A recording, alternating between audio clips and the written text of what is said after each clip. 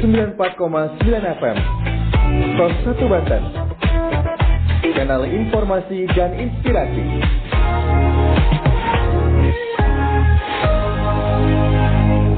Sembilan 4,9 FM Prosata RRI Banten. Assalamualaikum warahmatullahi wabarakatuh. Selamat sore pendengar RRI di tanggal 14 September 2023. Saya Citra Sari menemani Anda dalam Banten sore ini sampai pukul 7 malam. Tapi 1 jam ke depan sampai pukul 4 sore tepatnya pendengar saya tidak sendirian. Kali ini saya sudah bersama Kejaksaan Tinggi Banten. Ada Ibu Yeni Trimulyani SHM HUM.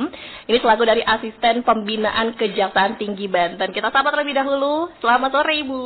Selamat sore. Kabar sehat Bu? Sehat selalu, sejahtera dan bahagia. Semoga demikian pula dengan pemirsa. Semua selalu sehat, sejahtera, bahagia dan semangat. Oke, jadi harus selalu sehat dan semangat yang pastinya ya. Dan jangan lupa bahagia yang penting, ya, betul banget nih, Oke. bahagia. Apalagi ini masih September ya, 2023 ini masih ada lumayan panjang lah ya. Iya, September ceria ya. September ceria. Oke, baik. Nah, pendengar RRI, di sore hari ini kita akan membahas satu tema. Ini sekaligus bisa dikatakan kabar baik juga ya untuk para masyarakat Banten khususnya. Karena dari Kejaksaan Tinggi Banten akan melakukan penerimaan CPNS Kejaksaan tahun 2023. Nanti kita ngobrol lagi lebih lanjut ya Ibu ya. Baik. Ada apa saja formasinya, kemudian apa saja persyaratannya. Sampai jam 4 sore pendengar kita akan berbincang bersama Ibu Yeni Trimulyani SHM HUM, selaku dari Asisten Pembinaan Kejaksaan Tinggi Banten. Untuk yang mau bertanya juga boleh banget, kita tunggu di 0811 450 949. Anda dan sore hari ini kita masih berbincang sore pendengar RRI karena memang untuk obrolan kita insya Allah ini akan sangat bermanfaat pendengar ya, yang pastinya bermanfaat untuk Anda nih yang sedang menunggu-nunggu ya, dari beberapa tahun lalu mungkin sempat gagal melakukan CPNS di Kejaksaan. Semoga tahun 2023 ini adalah saat yang tepat ya. Nah, ini berbicara tentang penerimaan CPNS Kejaksaan tahun 2023. Kita masih bersama Ibu Yeni Trimulyani SHM HUM, selaku dari Asisten Pembinaan Kejaksaan Tinggi Banten. Sebelum kita masuk ke dalam penerimaan CPNS dulu nih Bu Yeni ya, ini mungkin boleh disampaikan ke pendengar RRI Banten juga supaya bisa memiliki visi dan juga misi yang sama nih apabila keterima nih menjadi PNS di Kejaksaan Tinggi. Kalau visi misi dari Kejati Banten boleh disampaikan terlebih dahulu Bu, silakan. Oke, terima kasih. Visi dan misi dari Kejaksaan ya, Kejaksaan sendiri, Kejaksaan Republik Indonesia sebelum menuju ke Kejaksaan Tinggi Banten. Kalau Kejaksaan Republik Indonesia sendiri ya memiliki tugas untuk melakukan penegakan hukum, law enforcement. Penegakan hukum yang tentu tujuannya adalah untuk welfare atau kesejahteraan masyarakat. Nah, untuk Kejaksaan Tinggi Banten sendiri tentu tugasnya adalah melakukan penegakan hukum atau law enforcement di wilayah Provinsi Banten. Itu adalah yurisdiksi atau wilayah hukumnya. Sama, tujuannya melakukan penegakan hukum untuk sebesar-besarnya kesejahteraan rakyat atau welfare. Oke, baik ya. Jadi lebih mendalam ke wilayah Provinsi Bantennya seperti itu ya.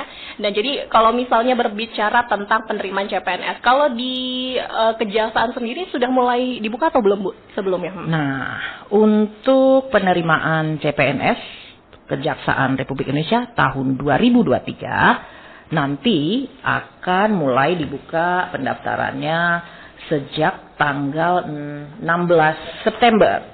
Oke, 2 hari lagi nih ya. Iya. Nanti boleh dicatat dan juga mungkin untuk pemirsa tetap stay tune ya di RRI Pro One Banten 94,9 FM supaya bisa mendapatkan detailnya nih. Apa saja yang mesti dipersiapkan untuk mengikuti seleksi ini. Karena ini formasinya cukup besar nih. Formasinya di tahun 2023 adalah sebesar 7.846. Ini adalah formasi yang sangat besar. Jadi kemungkinan untuk bisa bergabung menjadi pegawai negeri sipil atau civil servant di Kejaksaan Republik Indonesia cukup besar. Oke, ini angka yang besar sekali. Ini berarti cuma wilayah Provinsi Banten ya? Enggak, ini untuk Kejaksaan RI. Kejaksaan RI. Iya. Oke, tapi kalau spesifikasi untuk wilayah Provinsi Banten ada formasi tersendiri nggak sih Bu? Enggak, formasinya adalah formasi dari Kejaksaan Republik Indonesia. Sementara untuk seleksinya dapat dilaksanakan di masing-masing provinsi supaya untuk mempermudah atau memberikan akses bagi seluruh warga negara di seluruh Indonesia. Lebih mudah. Oke, baik. 7.846. Iya. Oke, ini angka yang tidak sedikit. Jadi Betul. semoga bisa menjadi peluang juga ya, Bu. Tadi kalau sempat tahun-tahun lalu mungkin sempat mendaftar, belum beruntung gitu kan. Mungkin Ibu Yedi juga bisa membagi tipsnya nanti ya. Oke. Supaya masyarakat atau pendengar RRI Banten ini boleh ikut mengikuti tipsnya, siapa tahu beruntung juga. Nah, ini berbicara tentang formasi dengan angka yang banyak tadi ya, Bu ya. Ini kalau dari kategorinya sendiri, bagian ini ada apa saja ya, Bu, di dalamnya? Oke. Dari 7.846 terbagi menjadi 4 kategori. Oke. Yang pertama adalah formasi untuk ahli pertama jaksa. Nah, itu kuotanya adalah sejumlah 2.000 untuk 2.000 orang. Sementara kualifikasi pendidikan yang dipersyaratkan apa? Kualifikasi pendidikan yang dipersyaratkan adalah strata 1 hukum atau sarjana hukum. Sarjana hukumnya sih bisa sarjana hukum pidana, perdata, hubungan internasional, gitu ya. Kemudian yang kedua adalah formasi peranata barang bukti. Sejumlah 1.446 orang. Untuk kualifikasi pendidikannya adalah diploma 3. Nah, diploma 3 apa saja? Yang pertama, ini boleh catat nih teman-teman nih, pemirsa boleh catat. Oke. D3-nya adalah 1, D3 teknik informatika. Yang kedua, D3 komputer. Yang ketiga, sekretaris. Yang keempat, D3 komunikasi. Yang kelima, D3 ekonomi. Yang keenam, D3 akuntansi. Yang ketujuh, D3 manajemen. Yang kedelapan, D3 perpajakan. Yang 9, D3 hubungan masyarakat. Nah, jadi sebetulnya kesempatannya cukup luas dan beragam. Artinya tidak hanya dari satu latar belakang pendidikan saja, tetapi sangat beragam. Ada 9 nih. Dan bukan cuma hukum ya. Betul, tidak cuma hukum. Karena sebetulnya kejaksaan itu, Kejaksaan Republik Indonesia ya, artinya kami memiliki berbagai tugas dan kewenangan.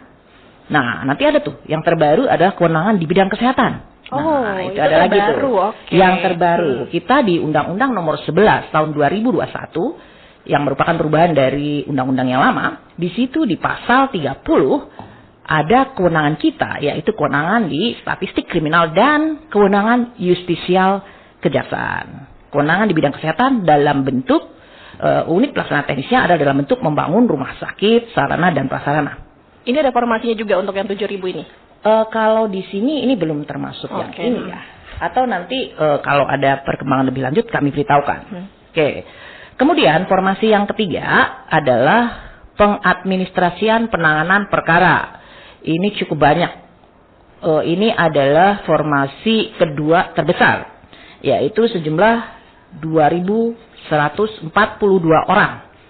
Yang dipersyaratkan adalah pendidikan SLTA sederajat. SLTA atau tingkat pendidikan sederajat. Dan yang keempat, nah ini adalah formasi terbesar nih. Ini adalah untuk pengawal tahanan. Jumlahnya 2.258. Kualifikasi pendidikan yang dipersyaratkan tingkat pendidikan SLTA atau sederajat. Nah, tentu pertanyaannya adalah tadi masing-masing formasi yang dibuka tadi sebetulnya nanti pada saat di kejaksaan tuh tugasnya ngapain aja sih? Kan gitu ya. Teman-teman pasti tanya begitu. Nah, kalau jaksa sendiri tugas dan kewenangannya adalah melakukan tugas-tugas yang terkait dengan fungsi penegakan hukum. Nanti banyak tuh. Ada penyelidikan, penyidikan untuk yang terkait dengan penanganan perkara ya. Kemudian yang terkait dengan fungsi jaksa sebagai pengacara negara, mewakili negara dan pemerintah di dalam berbagai hal, misalnya gugatan gitu ya, ataupun memberi legal opinion, legal assistance. Nah, itu ada juga di situ. Kemudian juga nanti, terkait dengan formasi yang terbaru juga ada fungsi jaksa sebagai pejabat manajerial justisial dalam tata kelola organisasi manajerial justisial terkait dengan bidang kesehatan justisial.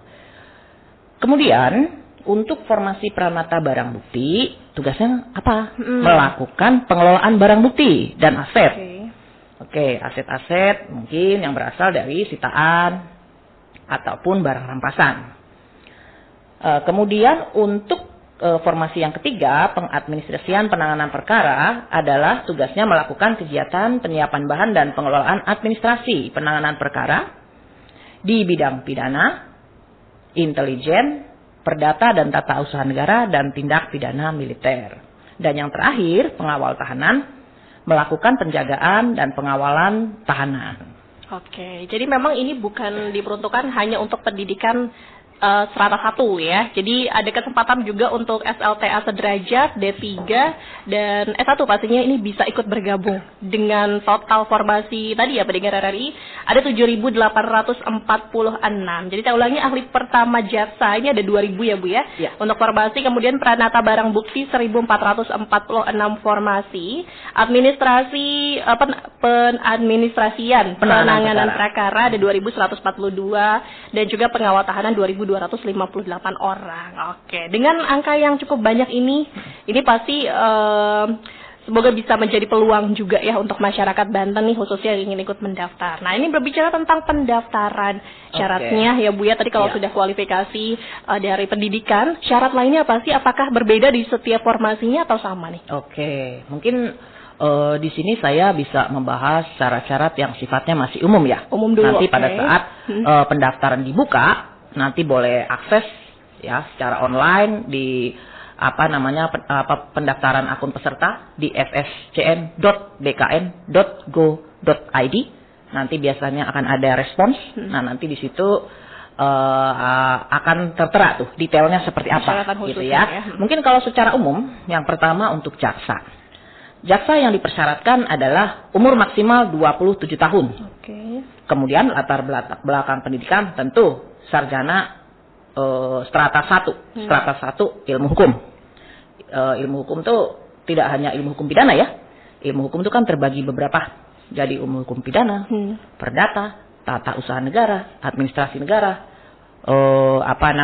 hubungan internasional, ya kan. Jadi ini bisa nih. Terus kemudian syaratnya untuk jaksa harus belum menikah. Nah, oke. Mengapa? Pertanyaannya, karena nantinya setelah menjadi calon jaksa, akan ada lagi pendidikan kedinasan yang disebut dengan pendidikan pembentukan jaksa. Nah, itu berapa lama tuh Bu untuk pendidikan ini? 6 bulan. 6 bulan. Ya. 6 bulan. Kemudian indeks prestasi kumulatif. Berapa indeks prestasi kumulatif yang dipersyaratkan? Minimal 3. Minimal 3. Oke. Kemudian untuk yang non-jaksa, kategori non-jaksa adalah yang tadi. Yang Pranata Barang Bukti, pengadministrasian penanganan perkara, pengawal tahanan. Persyarat umur maksimal adalah 35 tahun. Untuk ketiga formasi tadi ya. 3 formasi selain jaksa, non-jaksa. Kemudian kalau untuk ini boleh menikah. Sudah menikah. Boleh menikah. Ya. Tapi tidak boleh dalam kondisi hamil. Ya, saya tambahkan. Kemudian untuk nilai ijazahnya, nilai yang tertera di ijazah 7. Minimalnya. Minimal 7. Kalau lebih dari 7 boleh. Sangat boleh. Sangat boleh pasti. Ya. Nah, setelah itu tahap seleksinya apa saja nih? Ya kan? Setelah memenuhi persyaratan tadi tuh, persyaratan umum, kemudian kita akan menuju kepada tahap seleksi administrasi. Yang pertama dilakukan adalah melakukan pendaftaran akun peserta. Saya sudah sebut tuh tadi, linknya sscn.bkn.go.id. Nah, boleh dicatat tuh. SSCN atau saya spelling ya, kalau belum jelas. Sierra Charlie Nano Bravo Kilo November Golf Oscar India Delta sscn.bkn.go.id.